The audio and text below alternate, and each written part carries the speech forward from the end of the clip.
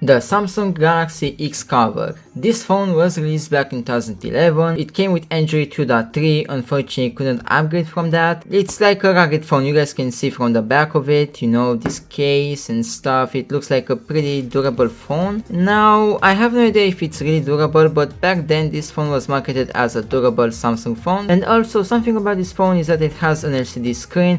It's 3.65 inches. It has a 320 by 480 pixels resolution, so basically the screen is 480p. And also the phone does support microSD card, and that's a very good thing because back then it came with 150 megabytes of storage. And I'm not kidding, that's how much the storage is on this phone without a microSD card, and 512 megabytes of RAM. It's a pretty crazy thing that this phone has less storage than the amount of memory RAM, but it is what it is. And of course here we have the home button, back button, more stuff button, the EP speaker and Samsung logo, the 3.65 inches display, and back here, you know, the very rugged back cover with the camera, which the camera, by the way, it's 3.50 megapixels, which is not a lot. For a 2011 phone, it's pretty cool that we have a flash LED thing here, you know, like a lantern. That's pretty nice. And also, fun fact, if you wanna get the back cover off, the lock being locked here and here unlocked, you basically have to twist this thing to the right to unlock the back cover so you can take it off, because otherwise this thing, you really can't take it off without twisting this thing to the right. And to the left it's obviously the lock position. And that's pretty much with the phone. Here we have the volume rocker, power button. Oh, it's actually the headphone jack, as you guys can see. And down here it's the charging port. I think here used to be a cover which unfortunately it's ripped off. I bought this phone secondhand, so I have no idea how that happened, but anyways, let's explore this phone. I don't even have the original battery in this thing. I literally used a Samsung Galaxy Young battery along with some paper that I put it in between the batteries so it's not gonna fall off the phone and stuff. So yeah, that's a fun fact. Now let's explore this phone. And of course the Play Store, it's probably not gonna work. We have to add an account, and since we are on Android 2.3, there is no way we are gonna be able to sign in. So yeah, Gmail, Play Store, Maps, these things will not really work unfortunately. Anyways, let's see the other things. Here we have the Memo app. You can probably do some notes in here. There you go, that's all you can do on this app. That's nice. Moving on, here we have the Music app. You probably need a microSD card for that. Yeah, you do. And also for the Camera app, you also need a microSD card.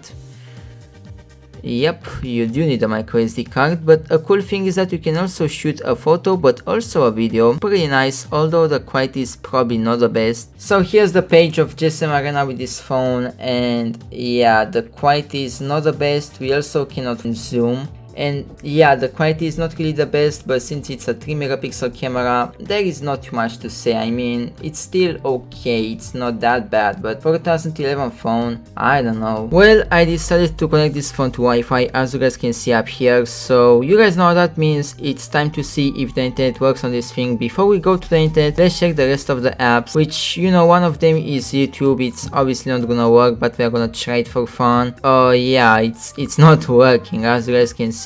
It says there was a problem starting up, so yeah, it's not really working unfortunately. Oh, here we have the Social Hub app. I think it's a built-in messaging app of this phone of Samsung. That's pretty nice, I guess. It's basically just an alternative to the messaging app. It's pretty much the same thing. We have Talk. I think this service is probably already dead, and yeah, we do need a Google account, which is not gonna work anymore. And here we have Task Manager. You can basically just end the apps that are running in background so the memory RAM will not die and stuff like that. And here we have Voice Recorder, which I once again need a microSD card, which I don't have it in, and I'm not really sure if it's really worth, you know, trying to voice record and stuff. But anyways, let's see if the internet is gonna work. Hopefully it's gonna work, because if it's not gonna work, this is gonna be sad. Let's go to youtube.com. let's see if the YouTube website works, and there we go, your device is no longer supported. So with that, let's try the Wikipedia website, which once again, it's probably gonna give an error, but yeah, there we go, data connectivity problem. So you can't really access these websites on the original browser of the Samsung phone, as you guys have seen. Maybe I can do it on Opera, but you know, we are exploring this phone with the built-in apps and stuff, so that's pretty much the result. Now let's move on.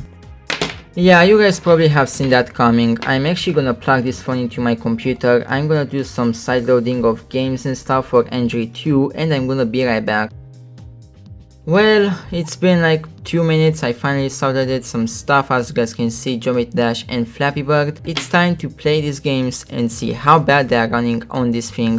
Hopefully not too bad, I mean, come on, it's not that old, it's 2011. Here we have Flappy Bird, let's see if it works fine. Actually, it does work fine, I see no lag for now, so that's quite amazing for a rugged 2011 phone that has only 150 megabytes of space and 512 megabytes of RAM. And there we go, we've done the 9 scores, so let's move on to a better game, which is Geometry Dash Lite. Let's see how playable is this game. There we go, we obviously have only a few levels. I think I'm gonna try the latest one just to push the performance very bad, and it is playable, a bit laggy, but it's fine. I mean, you know, 2011 phone, it's not too bad. It could be way worse than this, let's be honest. The lag, it is there, I'm not gonna lie, the lag does exist, and the reason why I died right there, because from what I remembered, there was supposed to be a secret coin, and yeah, there goes the gameplay, but it is okay. It is not the best, not the worst either, but it is clearly laggy, so there you go. Well, we have one more test to do, so let's see. Since this phone is a rugged phone, we might as well see if this thing is durable, so let's throw it in 3, 2, 1. Okay, that was the first throw. So it's not turning on anymore because the battery probably moved inside this thing. Yeah, it has most probably moved. Never mind, the phone has turned on by itself, so there you go. The phone still works. Let's give it one more throw. Okay, the back cover just fell down. Yeah, so this is basically what I did with the battery, because this battery is way too small for this thing, so I just used some paper so this thing can stay inside very well and not fall down. And apparently, despite having this thing locked, it still fell off the phone. So yeah, the phone probably still works. Let's try to turn it on, it probably still does work. There you go, the phone still works. Is it usable in 2025? Kind of. If you wanna use a dumb phone and stuff, if you wanna do calls, texting, playing old games and stuff, it can probably be used for that, but don't expect too much from this thing because it's pretty old. It doesn't have too much space, too much RAM, so yeah, that's pretty much all I have to say about this phone. And that's the video, guys. I'm gonna see you guys next time, and thanks for watching. Bye bye. And also, on the next video, we are gonna custom RAM the thing. I can't wait for that.